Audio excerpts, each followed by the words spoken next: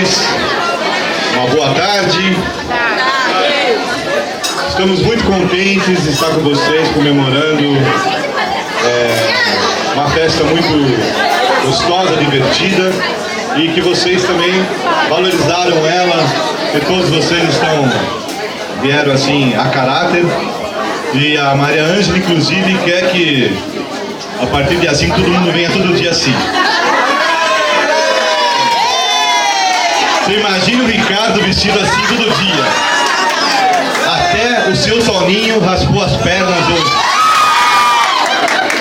Tá uma beleza, nossa. Mas eu fiquei muito contente de ver vocês assim, todo animado, uma confraternização, como se fosse uma família. E é o nosso objetivo na PCD, é deixar todo mundo confortável e como se fosse uma família mesmo. A gente gostaria de desejar a vocês todos um Feliz Natal, as suas famílias, e que tenha um início de ano maravilhoso. Mesmo sendo um ano que a gente não tem a noção como ele vai ser, eu tenho certeza que com pensamentos positivos nós vamos conseguir superar todas as dificuldades. Em 2015, está todo mundo falando, eu acredito que não vai existir.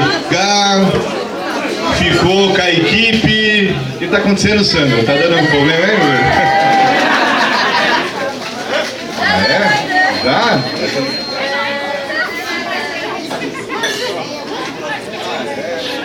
Então, já para o primeiro lugar, já está garantida a ambulância, inclusive a equipe do comercial.